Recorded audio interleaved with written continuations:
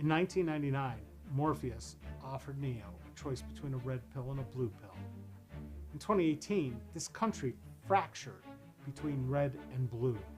In 2022, I'm here to tell you that if you really want the truth, more voters are neither red or blue. Yet, they have no representation, no choice, and no options.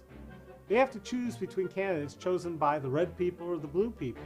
I'm David Esrati, and I'm running for Congress as an American, as in red, white, and blue.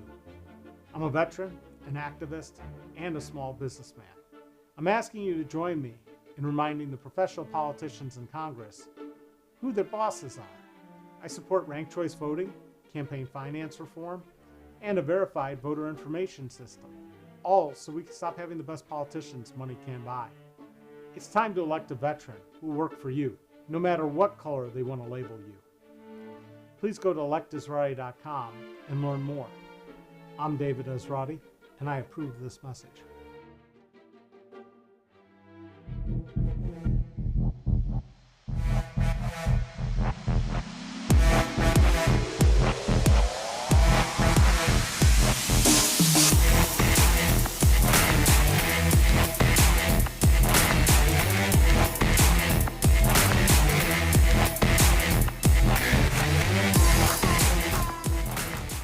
In Jurassic Park, you thought those little baby dinosaurs were cute until they turned into out-of-control carnivores. That's sort of what happens to government when we elect people based on very expensive advertising campaigns and propaganda.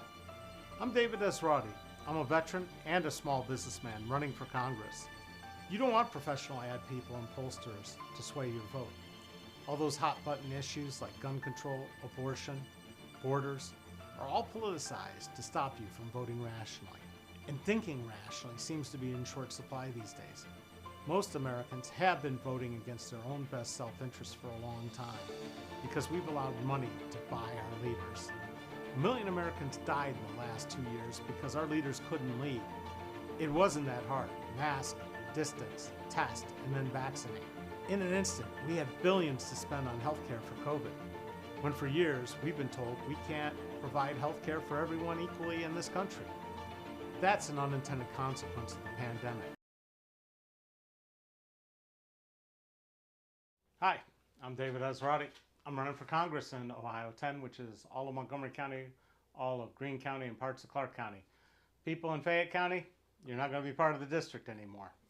So today I'd like to talk about open source government. What does open source government mean? Well, the difference between open source and closed source is the difference between using an open source content management system like WordPress or paying for a proprietary system put out by any number of other vendors. It's like using Microsoft Word, which is proprietary, or using open source docs, Open Libre to do your word processing. Open source software means you can have access to the code, you can change it, you can customize it, you get to do exactly what you want with it so that you don't end up getting screwed when somebody else decides to change something and the site you built doesn't work or the documents you have doesn't work. So there are lots of things in government that could be open sourced and could work really well. And there's also other opportunities just for things that should happen and haven't happened. Why? Because generally people in Congress are not tech literate. They are really backwards. So one of the two prime things I talked about in my campaign were creating a donor information system. Right now, the way politicians report their donations is really convoluted and antiquated and pretty useless and gives us bad data. Garbage in, garbage out. So what happens is we've got certain filing deadlines. You turn in your data. It's all filed by the candidate. There's no real verification. And because there's no checking of any of the data as it goes in, there's no double checking of the data. So we have people donating with the first name Steve, Steven spelled with a PH, Steven spelled with a VE, and you get different donations from different people, even though it's the same person. And there's no way to control to make sure that they didn't give too much because they just report it differently. And it's not in real time. It'd be nice to know in real time who's buying your politicians. Another one is payroll processing. Right now, Paychecks, ADP, all these people, they charge a lot of money to small businesses especially to process payroll. Back in the old days, you'd process payroll in a ledger, you'd type in the numbers, and you would just fill it out and then turn it in. That was it. Even in the early days of QuickBooks, you'd set your tax rates and then you'd be good to go. Now it's an additional payment every month. A tax on collecting taxes. Does that make any sense to you? No. Could the federal government make a portal for small business where you just type in your employee's name, you type in the hours, you type in the rates, everything else, and boom, you pay through the portal, and it pays direct deposit to the employee, and there's no confusion and nothing gets missed for tax collection. My favorite topic of absolute waste is the systems of clerk of courts, from Pacer, which is the federal clerk of court site, where they actually charge the public to see documents that are in the public records, down to the local court sites, where some of them are very good and some of them are very bad. Most of them very bad and very expensive. And just in Montgomery County, we've got like 6 or 7 clerk of court sites, and the taxpayers are paying for all of them, and none of them are open source. There's no reason that we shouldn't have provided by the federal government, by an office of software, open source software, solutions for governments to run everything they need to run. So clerk of court sites. Here's another beautiful one. The sites for government offices where you have votes and agendas and minutes. Because right now, a lot of organizations use things like board docs, which are proprietary. And when they stop paying for board docs, the data all disappears. That is not good government. That is not efficient government. It's making somebody a whole lot of money when it could all be open source. One of the things I did a couple years ago was started a nonprofit called the Modern Policy Institute. And a big part of its mission is to create voter information systems that are open source and managing things like agendas, document, minutes, vote, recording, etc. And this is something that the government could easily consolidate into one simple plugin for WordPress, which is the dominant content management system across the web, and provide it free to every local government, school board, or organization. Even private organizations have needs for this. My neighborhood organization has a need for it. So we'd have something along those lines. How about another one? You ever heard of the GSA schedule? GSA stands for the General Services Administration. Somehow they're the people in charge of public buildings. So somehow they got to be the gatekeeper for all government contracts. And to get a, quote, GSA schedule, which is a license to do business with the federal government, you have to go through a huge process that's really convoluted, including answering questions like, do you own any satellites? Any foreign flagged freighters? Do you do business in more than 10 banana republics? It's just insane, and it costs people to file. And there's all kinds of people willing to create one for you for $3,000 or more. This makes no sense at all, especially for small business. And if we want to get small business contracting to start really taking off and the federal government to meet their goals of 3% for service-disabled veteran-owned businesses, we've got to come up with a GSA EZ schedule, just like we have the 1040 EZ. My latest, bane of my existence is the different login systems that have been added for the VA My Healthy Vet site. First off, let's be clear. The VA was way ahead in electronic medical records, way ahead of all these private healthcare organizations, and they went totally digitally online back around 1999, 2000. That system has been adapted, updated, and worked on, and they don't have the budget to do it right. It's not open. Some of it's open source, some of it's not. But they haven't really built the product fully out. And so when the Army decided to go with an EMR system, they went and bought a private one. And there's a lot of stink about that contract. And under Trump's rule, all of a sudden they decided, well, we need to have the same records from the Army going into the VA, and the VA needs to switch. And it's like a $5 billion project or more. I don't even know. Might be trillions. Who knows? And we're going to pay a vendor for the rest of eternity once we put all these records in, because portability between electronic medical record systems is almost non-existent. And the amount of data is mind-blowing when you think about every lab test, every result, every note, and trying to be able to sort through it and be able to use it in a way that you can make diagnoses easier.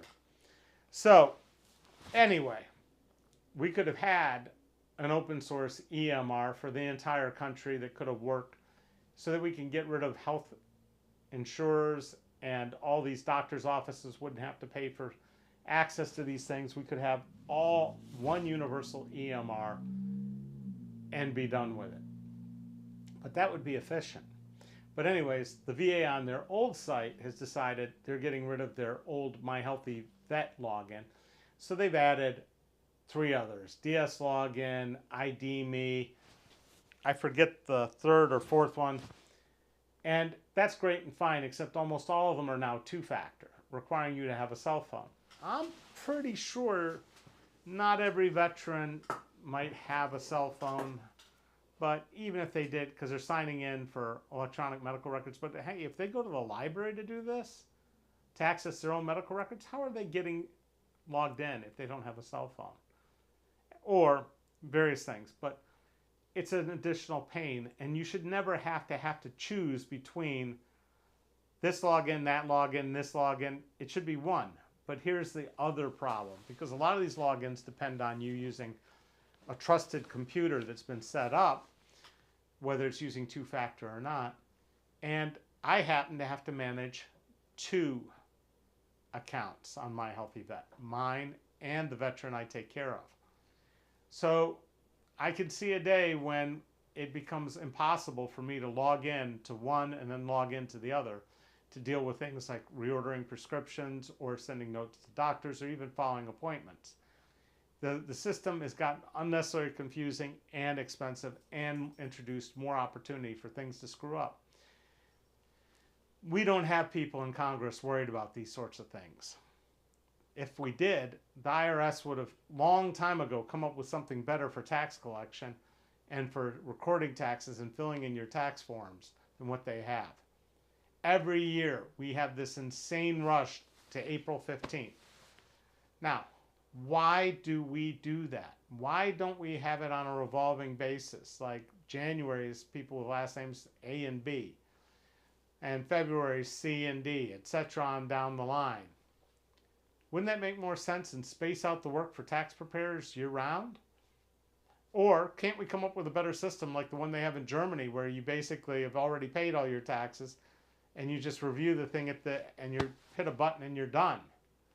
Somewhere along the line, we're overpaying and under-delivering services to the public because nobody has thought to address these things. And it sure is, you know what, ain't Mike Turner working on this. So I'm hoping to be your congressman so I can address things like this and bring my knowledge of open source software, of user interface design, and of data and ADA compliance, and even open source things for public records. For instance, there is a site that charges for people to get the data that has been released under FOIA of dead people. FOIA is the Freedom of Information Act. Why isn't that stuff publicly available? So you can go and pay a membership fee to this site, and you can get the FOIA records on anybody from J. Edgar Hoover to Steve Jobs. I should be able to go and find the information for Willis Blackshear Jr., but I can't. I got to say, in all my searches for public records and requests for public records from Dayton Public Schools, from the city of Dayton, from the Board of Elections, from other municipalities, Huber Heights has been one of the best because they actually take the time to post everybody's public records request, because it's not just for the person they send it to, they post it for everybody to see. And that's a really good policy and the way it should be. And you shouldn't have to go get it twice. It's already there. And you shouldn't get charged for it to get it again. Or pay to access a court site like Pacer. If the federal government took over, put all the FOIA requests that have been recorded for dead people out in public, that site would go away. And we'd know better how they work, because everybody could sit and browse through and learn how our government works at spying on people and keeping track of them. So, I want to be your congressman. I do this every day, Monday through Friday at 4 o'clock. I will not be here Monday. It's a federal holiday. It's the day we should be voting to do our duties and make sure that everybody gets elected. But no, we don't do it that way. But it makes a lot more sense holding elections in July than in November, where we can have weather problems. And it makes a lot more sense celebrating our independence by actually picking the leaders who are going to continue to lead this country in that manner, not like what we had on January 6th. So, if you want to find out more about my campaign or donate, electesrati.com. That's got all the information. The YouTube channel, I hope you subscribe and hit the little notification bell so that when we go live, and you can tune in. I'd like to thank my one viewer through this whole thing today. Now, if you're not logged into YouTube, you're not showing up as a user. I didn't see anybody add any comments or say hello, so I can't respond to them. But this is my idea of bringing government to the people. Every day, once I get elected, I will get on YouTube and tell you what I did today for my constituents, and they can ask me questions about it. That's all I've got. Have a great 4th of July weekend. Stay safe. Don't scare too many veterans. Go easy on the fireworks, please, and for the dogs. And we will see you Tuesday at 4. Thank you so much for watching.